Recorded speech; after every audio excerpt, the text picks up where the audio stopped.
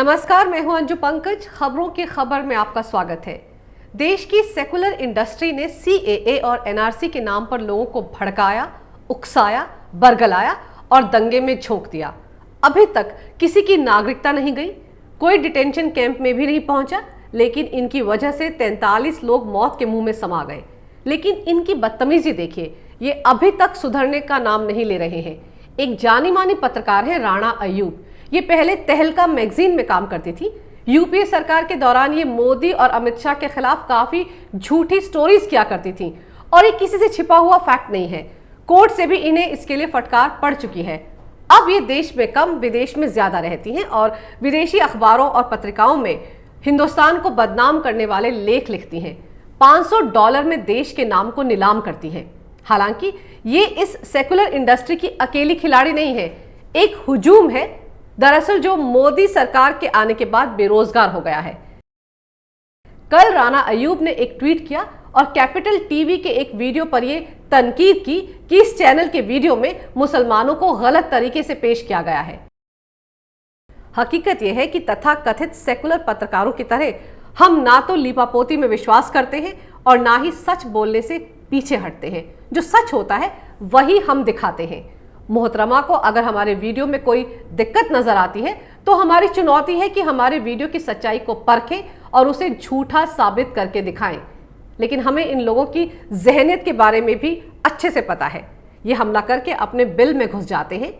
ये झूठ भी बड़ी सफाई से बोलते हैं और अपना एजेंडा बड़े शातिराना तरीके से चलाते हैं और लोग इनकी झूठ की फैक्ट्री को सच भी मान लेते हैं। अब देखिए किस तरह से ये लोग सीएए और एनआरसी के बारे में झूठ बोलते आ रहे हैं, लोगों को भड़काते आ रहे हैं। अब तो 2 महीने से ज्यादा का वक्त बीत चुका है। इनको बताना चाहिए कि कितने मुसलमानों की नागरिकता चली गई, कितने लोगों को डिटेंशन कैंप में भेजा गया और कितनों की नसबंदी की गई। नहीं हुई ना?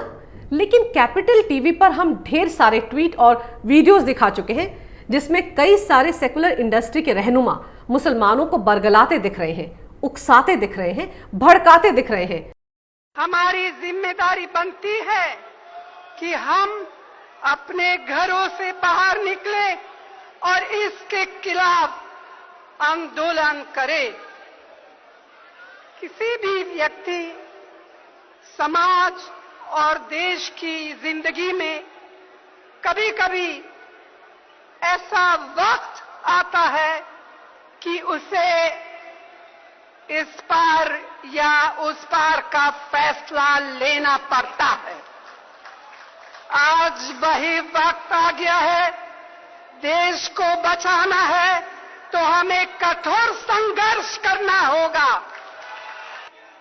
मोदी शाह सरकार को अपनी आवाज बुलंद करके बताइए कि लोकतंत्र की रक्षा के लिए हम कोई भी कुर्बानी देने के तैयार है, कोई भी कुर्बानी देने के लिए तैयार है। ऐसे कानून बनाए जाते हैं जिससे लाखों नागरिक बंदी की तरह रखे जाते हैं। आज अन्याय के खिलाफ जो नहीं लड़ेगा वह इतिहास में कायर कहलाएगा। इस देश को बचाना है तो बहनों और भाइयों मन बना लो। इस देश की मिट्टी प्यारी है तो साहस बांधो। हमने सिर्फ आरोप नहीं लगाए हैं बल्कि पुख्ता सबूत के साथ अपनी बात सबके सामने रखी है। कुछ भड़काऊ भाईजानों का नमूना आप भी देख लीजिए। वो टकले से मैं ये कह दूं कि अंजाम उसके हाथ है, आगाज करके देख और भीगे हुए परों से भी परवाज करके देख। ये तो अभी हमारी शेरनियां है, शेरनियां हमारी शेरनियां है जो बैठी है और कभी इनके हाथ का तूने करारा खा लिया ना तो वाकई में सन्यासी बन जाएगा तू। और ये मैं पढ़ना चाहूंगा कि लगेगी आग तो आएंगे घर कई सदमे, लगेगी आग तो आएंगे घर कई सदमे, यहाँ पे सिर्फ हमारा घर थोड़ी है। अगर 5 लाख लोग हमारे पास हो ऑर्गेनाइज्ड तो हम हिंदुस्तान और नॉर्थ ईस्ट को परमानेंटली कट कर सकते हैं। पर हम परमानेंटली नहीं तो कम से कम 1 महीने के लिए तो कट कर ही सकते हैं। मतलब इतना मवाद डालो पटरियों पर, रोड पे, उनको हटाने में 1 महीना लगे, है कि नहीं? जाए एयरफोर्स से। असम को काटना हमारी जिम्मेदारी है। असम और इंडिया कट के अलग हो जाए तभी ये हमारी बात सुनेंगे। लेनी पड़ेगी और जो चीज मांगने से नहीं मिलती उसको छीन के लेना पड़ेगा, ये भी याद रखना। अब वक्त आ गया है, हमको बोला माँ बहनों को आगे भेज दिया, कुछ ब्लैंकेट में भेज दिए। अरे भाई अभी तो सिर्फ शेरनियां बाहर निकली है और तुम्हारे पसीने छूट गए। और समझ लो अगर हम लोग साथ में आ गए तो क्या होगा।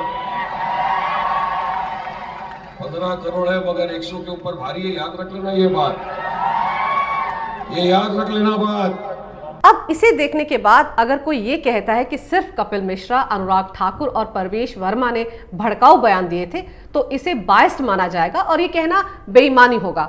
अगर भड़काऊ भाषण से ही दंगे भड़के हैं तो सिर्फ बीजेपी के नेता ही क्यों, सबको अंदर करो। जिसने ट्वीट के जरिए या भड़काऊ भाषण के जरिए लोगों को भड़काया है उन सबको सजा मिलनी चाहिए। ऐसा नहीं हो सकता कि आप एक तरफा बात भी करें और सेकुलर और न्यूट्रल पत्रकार का नकाब भी पहने रहें। हकीकत यही है कि कांग्रेस और वामदल के नेता ही मुस्लिम लोगों को भड़काने में लगे थे और इस शर्मनाक काम में बाकायदा कुछ सेकुलर पत्रकारों ने भी अपना पूरा योगदान दिया। Khan market gang, Lutyens zone पत्रकार, बॉलीवुड के एक्टर, टुकड़े टुकड़े गैंग के लोग, इन सब ने भी अपने ट्वीट और सोशल मीडिया पर डाली गई अपनी टिप्पणियों से मुस्लिम समुदाय के लोगों को भड़काने में कोई कसर नहीं छोड़ी। ये वो बिरादरी है जो पहले आग भड़काती है, फिर भाईचारे की बात करती है और फिर मुस्लिम समुदाय की पैरवी करते हुए सेकुलर होने का ड्रामा करती है। सबने देखा कि शाहरुख खान नाम का ये लड़का कैसे कट्टा हाथ में लेकर सरेआम गोलियां चला रहा था। अब देखिए, जब सब जगह इस हत्यारे शाहरुख खान का नाम सामने आ गया तो एक अवार्डी पत्रकार जो हर रोज रात 9 बजे ज्ञान बांटने का काम करते हैं, ठीक पकड़े हैं आप, मैं Magsaysay award winner Ravish Kumar की ही बात कर रही हूँ। उन्हें और लुटियन जोन की पूरी बिरादरी को तो शाहरुख खान का नाम हत्यारे के तौर पर सामने आने के बाद मानो हजारों वोल्ट का करंट लग गया हो। वो क्या है ना, दिल्ली में बिजली मुफ्त है इसलिए इतने सारे वोल्ट का जिक्र कर रही हूँ। खैर, इनसे तो हजम ही नहीं हो पा रहा था कि ये लड़का मुस्लिम कैसे निकला। इन जनाब ने तो बाकायदा अपने 9 बजे के प्रोग्राम में शाहरुख को हिंदू बता डाला, उसका नाम अखिलेश कुमार तक रख डाला और तो और इसे प्रो CAA दिखाने की भी पूरी कोशिश की। अब बताइए, कोई इतना बड़ा पत्रकार इतना बड़ा ब्लंडर कैसे कर सकता है?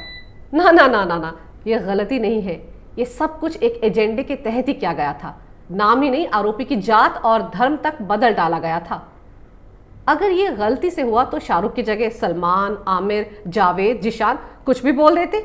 जुबान पर सिर्फ हिंदू नाम ही क्यों आया? सब जानते हैं और समझते हैं कि इसके पीछे की पूरी कवायद क्या है। आप तो अंतर्राष्ट्रीय ख्याति प्राप्त पत्रकार हैं और ऐसे में आपके कारनामों की फेरिस्त भी उतनी ही बड़ी है, लेकिन आज हाल फिलहाल की करतूतों का ही लेखा जोखा सबके सामने रखना चाहती हूँ। बाकी बातें किसी और दिन करेंगे।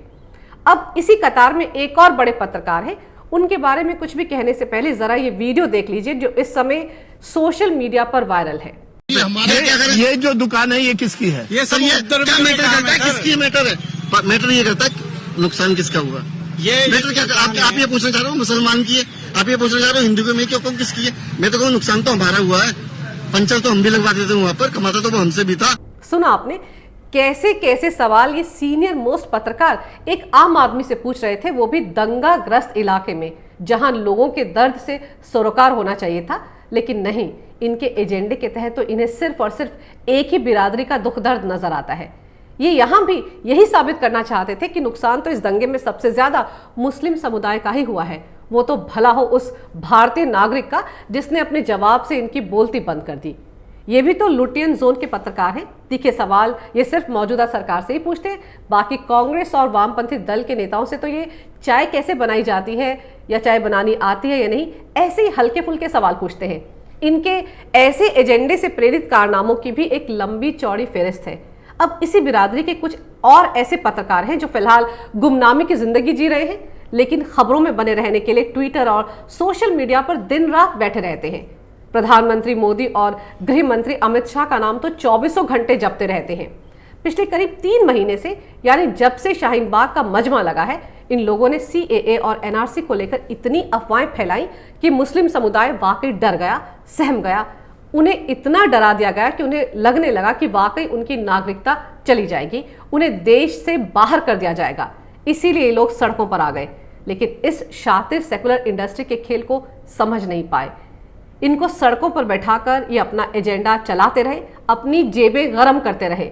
करोड़ों रुपए का खेल हो गया और बेचारी दादी और नानियां खामखा बदनाम हो गई। इसमें कांग्रेस पार्टी का भी बड़ा गजब का रोल है। ये भड़काने में सबसे आगे रहे और आरोप लगाने में भी सबसे आगे रहे और कोर्ट पहुंचने में भी सबसे आगे रहे। दरअसल सोनिया गांधी ने वही सब किया जिससे खत्म हो चुकी सेकुलर इंडस्ट्री फिर से जिंदा हो जाए और इन लोगों के कंधों पर बंदूक रखकर वो बीजेपी के खिलाफ इसी तरह से मोर्चा खोले रहे जिस तरह 2014 से पहले ये गुजरात दंगों को लेकर हमलावर रहते थे। लेकिन अब जमाना बदल चुका है। अब तथाकथित सेकुलर मीडिया नैरेटिव तय नहीं कर सकता। अब सोशल मीडिया का जमाना है जो हर झूठ को बेनकाब करने में सक्षम है और सेकुलर इंडस्ट्री की चालाकियों को बड़े अच्छे से एक्सपोज कर देता है। अगर आपको मेरा ये वीडियो अच्छा लगे तो कृपया इसे लाइक करें, शेयर करें और हमारे चैनल को सब्सक्राइब करें। देखते रहिए कैपिटल टीवी। अगर आपको हमारा वीडियो पसंद आया हो तो इसे लाइक करें, हमारे चैनल को सब्सक्राइब करें और हाँ, बेल आइकन दबाना ना भूलें ताकि आप तक हमारे वीडियो की नोटिफिकेशन पहुंचती रहे। आप अपना सुझाव हमें कमेंट बॉक्स में दे सकते हैं। हमारे साथ जुड़ने के लिए शुक्रिया।